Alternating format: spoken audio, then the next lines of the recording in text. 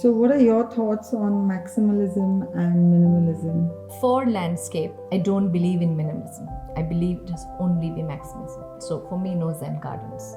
The more the merrier, the more plants, lush way. But interiors, architecture, the only way to go forward is minimalism for two reasons. In maximalism, either it's visual clutter, there's too much, or there's physical clutter, which means you've got a wallpaper, then you've got something else, then you consumed a lot. So I don't think, and you and me both know that we cannot afford more consumption.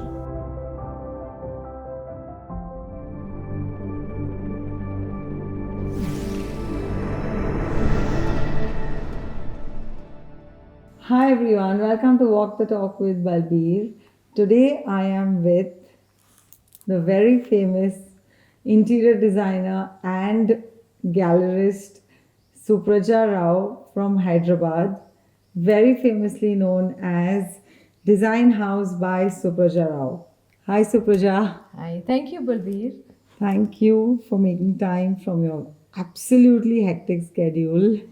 Really appreciate it. Let's start with your journey to get to the top where you are today. It's a very long story because I've now been practicing for 32 years. And, as a child, so my dad is very academic and my mum is very creative and artistic. And I always say I'd like to believe I've got best of both parents. And so as a child, I was always very interested to work with my nimble fingers and I would do things. And mom also is but just, I mean, whether it's laying a table or whether it's stitching clothes, whether keeping our house beautifully, mom was just so good at it. And I think I picked that from there.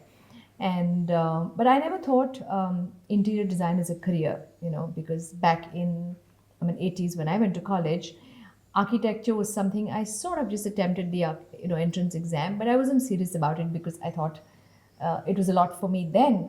And I wanted to weave fabrics, and I named the business in my head when I was young. I was very interested in art and design, probably, or just idhar udhar hi theek karna was like a hobby.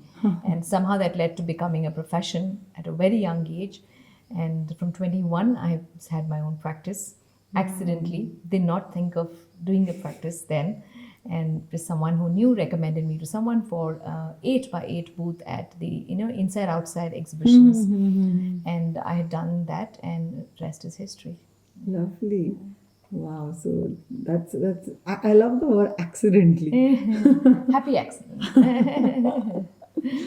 So tell us about Kadari. So Kadari Art Gallery. So firstly, Kadari is my maiden family name, and so mom's two of younger brothers went to art school, and when I was very young, my uncle took me to college with him. I don't know why, when we were visiting here for holidays, and I something about it just stayed with me as a child, and I heard a lot of art conversations thanks to his friends coming over, and. Hyderabad didn't have a private art gallery, and I would hear artists complain about that back in the day in 80s. So somewhere, I decided I will start a gallery. So again, when I started the gallery in 91, it was the first private art gallery in Hyderabad. I now look back, I'm like, what was I thinking? I didn't know anything. I was so young, but I exited the business because market wasn't that mature. I was very young. I was a little ahead of time. And I never thought I'll get back to art as and be a full-fledged, run a gallery and be a gallerist, because I thought I just don't have the time and it's behind me. But again, it just had its own destiny, restarted it, and wo nana karte hota hai na, like, so we have a, e-commerce website and just a lot going on. And I'm happy because now that's sort of my hobby profession. It is profession, but it's still, I don't let it take and consume the time which I do for design. So, what in your words is interior design? So, interior design is a beautiful, a noble profession, because all of us, are what we call life is what I call a trip to earth. And a house is a very important part of it. It's shelter from all the, external weather, but which we make it very personal during our trip here. And for me, I don't look at life as so materialistically. So it's just your experiences, what you feel, how you feel. So that the feeling you create in a space, to me, that is interior design. What you feel when you walk into a space with your eyes closed under your skin, that is good design to me. right? That's why we say when we go, we say we like the vibe, we don't like the vibe. So we create the vibe. At Design House, the ability of interior spaces to create positive changes in people's lives is prioritized. We would love to know more on this because you just mentioned it. So I said, let me just, get more out of that from you. So I have I haven't gone to school to study architecture. I know this is just I just got very lucky, and of course I right off first 10 years of my practice as a learning experience. Because I didn't go to college, I didn't work in a firm, so even learning how to present, how to, and of course the services, the technical part, everything is learning on the go. So a space, so my thinking is probably not what you teach and learn in school. So I do believe that every space has a responsibility to deliver an emotional quotient, what you can't see with your eyes. It is to make you feel happy, it is to make you sometimes energize you, sometimes calm you down. So the choice of colors, the choice of materials, the textures, that is what creates a vibe. The choice of the scale of everything, right? You want something larger than life, you want something grander to the extent of intimidating, but you want sometimes very, very calming. So I always say, like, what you would design for a teenager's room is the color scheme is going to be so different. When you're designing a teenager's, a boy's room or a girl's room, vis-a-vis if you're designing a 45-year-old successful entrepreneur's room, because if someone's had a very hectic schedule, shuffled off so many planes, done so many meetings, taken a number of decisions, when you come back to your room, the one thing you know is you want to be, the space has to make you calm down. You need to be almost felt left alone, right? So the space can't be crowded, because even like, this artwork has a lot of people. If these many people are in a room with you, you would be like, can you please leave me alone? So that responsibility of a space to how to make you feel, right? But for a 14-year-old, you want them to be energized, charged up, to study, to work out, to play games, to do whatever, innovate, right? So then the space has to charge them. The same thing applies when you go to a club versus where you go to you go to a five-star hotel bar. Is very different. A young teenager would never like to go. But a 45-year-old, a 50-year-old is saying, you know what, I want to have a conversation with a drink. I don't want noise. I don't want it to be pitch dark. I want it to be. So all that is how you create a space. Correct. It's really deep. I mean, I'm just thinking, it's whatever you've just mentioned. Like I said, I didn't go to an architecture school. So how I perceive design is from how what humans need, and everything is learning on the go. And it's the experience, I think, is what I'm hearing from you, and that's more beautiful because I mean, every step by step learning on every step is more fun, and it teaches you it teaches you way more than books and institutions can. It's amazing. So what is your idea of luxury in design, and how do you think it's perceived? So there is, so luxury is now it's a heavily used word. So I think luxury, the minute you drop the word luxury, you expect it to be a bit of gloss and, rich fabrics. And the word rich and luxury are sort of going hand in hand. But I think luxury is first having, it differs, right? For someone who's, again, age or financial status, all that differs. But generally, luxury is what is not easily available, is considered, because if it's all over, it's not. What is makes you feel a little superior than most people, because then you can afford it, you can live it, right? Whether it's a car, anything which is easily available and accessible doesn't, Come in luxury. like we never really, like in India, we don't really care for good weather as luxury, right? And out of immediate family experiences, just having sunlight every day and not we sitting with the windows open, which is a luxury. So yeah, but in today's context, and coming back to the exact point, I think something glossy, something well finished, something luxurious, when we say, which feels good, But to me, it is very personal. Like I love artwork, so you're seeing, and yeah, Balbir is sitting with me at my house, which is one of those very very rare moments. I know. I'm so happy to be here. I Thank you keep once I again. keep yeah, truly I believe residential spaces are private, and I keep them Yes. private, so you wouldn't even see that much of our work on Instagram. I do not put people's homes out there Okay. saying that all This is architecture what you've language is no done. public space, private space, semi-private space. So like Mm-hmm. why open up spaces even on Instagram? I said that. Sorry, we lost a little. No, We were I talking was about the luxury. luxury. Yeah. Yeah. Yeah. Space, luxury, bling. Yeah, yeah, but just having beautiful plants in a house, having scale. I think just being able to breathe, I'm saying, and not running into furniture or walking through. Like for Bombayites, space is huge luxury, Yeah. right? Which is not necessarily for someone in a smaller place Correct. where they'd find more glossy things as luxury. True. But yeah, well crafted is definitely. Luxury for you. Uh, Lovely. So, what are your views on the correlation between psychology and design? Design elements influencing an emotional connect.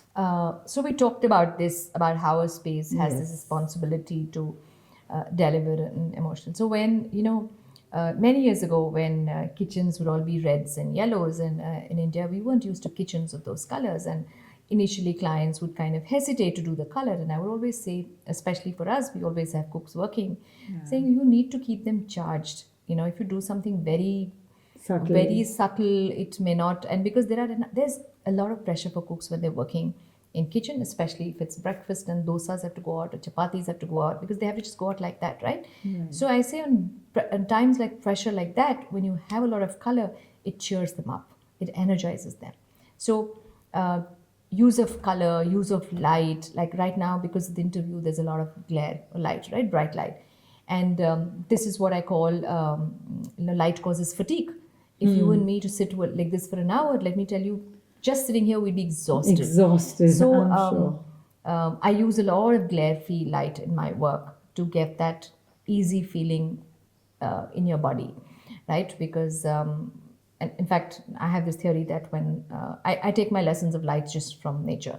When sun rises, it gives you light and energy, saying get up, do your chores, study, whatever. And when sun goes down, it tells you to calm down, relax, and prepare your Wind up. body to sleep. But when we put a lot of light or sound or watch TV, chaos, Yes, it doesn't help you relax and calm correct. down to sleep. So again, these are very important part. It's not like what I fancy or you. This is how our body works. Correct. So to appreciate and understand, right? I mean, that's why the whole science of ergonomics, of what seat height should be there, what is right. All that is very important to be balanced, to be happy, to be sane in today's chaotic world. Correct. Yeah, I mean, what you're saying really makes a lot of difference because when you go to therapists, when you go to your doctors, your skin doctors, they all tell you all of this. Morning sun is the sun which you should be taking in all the vitamins, etc. The morning energy is something else, and winding down, sleep timings, matching all of that. It really works differently. Actually, body is also scientific, which we Yeah. ignore. Yeah. We go by our time, Yeah. our clock, which is something else. No, there's just a lot to learn from the five elements, how you use water. The temperature of water you use for bathing is so important, which we don't pay attention to, and we just run such hot water and shower, but cold water is good for the body. It's the best. Yeah. It's a healer. Yeah. It's a So I'm a healer. big one for, so I call air, water, and sun as my, sorry, air, water, and sound as my three best friends. I Okay. literally they are my to go to heal. Really? Yeah. So why is that? If we could know something about it. See, I'll talk about all three. Air, breath work. The only one thing which keeps anybody alive on this planet, doesn't matter what you are, your age, your wealth, is breath work. As long as your breath is working, you're working. Correct. Breath can cleanse your body, can clean your mind, can, the anxiety, everything. Just take 2 deep breaths. You can heal your vagus nervous watches for healing. You can, activate that. Water, anybody, someone's crying, go for a glass of water. I always joke and say, वो English movies में दिखाते हैं ना, the guy when he does a murder, he will go in the shower. How people is crying, they go cry in the shower and then heal, right? I mean, I shouldn't say it so Yeah. lightly, but yeah, water. So having a glass of water, just going for a shower when you're exhausted. What the Western people do, soak, which we don't do as a Yeah. culture. Soak with salts. Again, bath Salts. salts are very good for healing. So that's water. Sound. I'm like when you entered the house, there was music playing and a studio also. Sound is so important. My husband's a healer. I also do Reiki second level. So each chakra, what is the color, what is the sound, what's the vibration, what is the sound, all that is important to heal yourself. So yeah, we can make life so easy without complicating into a huge network of material things to heal ourselves. Yeah, I mean, I feel I'm having such a nice and deep conversation. I'm also feeling like I'm healing. Actually, because I'm thinking of everything that you're talking, and I'm going to think more once, once we are done, and then, going back to this interview, I'm going to be like, oh my God. It's amazing, all that you've just mentioned. So, what are your thoughts on maximalism and minimalism? I have a strong opinion on this, Bulbeer. I'd love to hear that.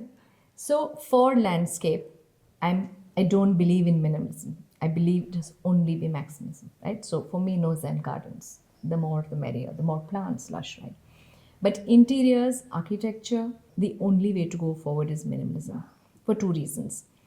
In maximalism, either it's visual clutter, there's too much, or there's physical clutter, which means you've got a wallpaper, then you've got something else, then you've lit. So you've consumed a lot.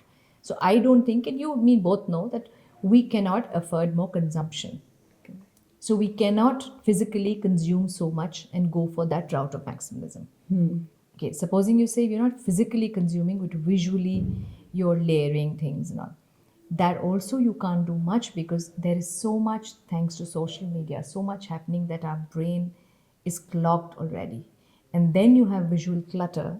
How will you empty out? So I'm really for minimalism. Of course, there are homes which already have a lot of stuff and then just late. But I don't like maximalism as a trend where people are buying a whole lot, consuming and putting it there. The space is less, but they still want more. Yeah. You're also taxing your own mind, your wallet, by creating a trend like Max. Okay. Just when it comes into trend, people will want to start doing that. And then we know what it's going to look like. No, it looks beautiful, but it was Not valid in a always. context of the, of things when there was less population, there was less, the Maharajas had it, or the royal families had it, and all. The context was very different. But in today's, with this kind of a population, and we're already having crisis on climate, we're having crisis in consumption, we should all consider that. True. So since you're so much into art, like even the outfit that you're wearing, I'm going to come to that after this question, that, the artisans of India, the handicraftsmen, today when everything is getting all on, on machines. So what do you have to say about those guys? Like what is life going to be for them? What is your thought on that? So I think there's already a lot of that is gone in the last few decades, I would say. So we're a little late in trying to revive it. There's a lot of things we've lost, but that's okay. That happens all over the world. Anything which is there cannot be there after hundreds and hundreds of years. So first we all have to acknowledge that. So post-industrialization, a lot of handmade went into machines. So after every change that happens, but yes, to retain a certain amount of culture is important. But we also have to use it in a contemporary context. And I'm very glad in the last few years, Made in India, handicraft, artisan has really picked up its forefront, and it's to the extent that it's fashionable now for people to talk about it. Because, like I said, I wanted to weave textile when I was young. I named the business. So, in fact, I had a baby loom at home, and I have woven fabric. Okay. So I still have dupattas, tie and dye. I've got buttons for kurtas which I made, and I used to stitch all my clothes and do embroidery, tie and dye, everything till I got married. Just out of joy and. The importance of working with hand, using that is important. But we must understand that absolute top handicraft is very small percentage. And if all of us try to get that, it's not going to. but someone's there at number 2, number 3, and we must make sure that that also gets consumed well and respected well, and not just aim for the very, very small percentage. So um, I'm very conscious of that. If you know, I design some of my jewelry and I wear a lot of my silver jewelry and all. So I don't create pendants, I don't create. I pick from what is there and I create something beautiful. And some of those pieces may not be like the best of the craft. They could be the second, third, fourth. But it's on me how beautiful I make it. So it's my talent to take something and turn it around, even if it is not the best. I mean, best को कोई भी और क्या best कर सकते हो? So I think there is talent and creativity in taking something which may not necessarily be considered the best. True. So my viewpoint is that I'm not chasing the top 2-3% of whether it's a weaver, whether it's whatever craftsmanship, and I'm like saying what can I do, because there's enough race there. Correct. So, what do you think is the importance of color palette and materials in any desired project? Color affects how you feel, how you think, like we talked, We what talked primary about it. colors do, what pastel colors do, the use of color. But one of the things you will never find in my projects is an accent wall of a solid color. I may do the whole room of a single color. I don't, so something about it doesn't work for me unless a client really, really specifically wants that. But to me, the balance of a space is gone on how you use color. So distributing it very carefully is important. But yeah, it affects how you think, how you feel, happy, sad, angry. Tell me something about Acetech. Oh, I think Acetech has probably in the last 1 decade, I would say it's the mother of all shows, and it has generated so many others who've started off shows. I mean, you guys must pat yourself for creating, being like, what should I say, the father of this, to be able to do this at this level. And now you're going on to so many small places, small town, the B cities, the sea, which is really good, because I think having accessibility for interior materials for architects, for builders, for interiors is so essential. And I can say that more because, when I started my practice in Hyderabad, there was very little we got here. And for the drop of the hat, I would go to Delhi and Bombay to get things. And, it was tough, but I mean, because of my upbringing, it's very easy for me to find feet anywhere and look for things and not settle for just what was available then. But so really proud of what you guys are doing, and keep it up, and just doing good shows and a lot of activity in the fraternity. Thank you so much. Thank you so much, Supraja, for your time, valuable time, in fact, from, like I said, all your busy, tight schedule. Actually, it's more the wedding schedule, which is really, really busy. I'm sure, but I hope you enjoyed the conversation that we just had. Yeah. Thank you for watching, everyone. We'll see you in the next episode.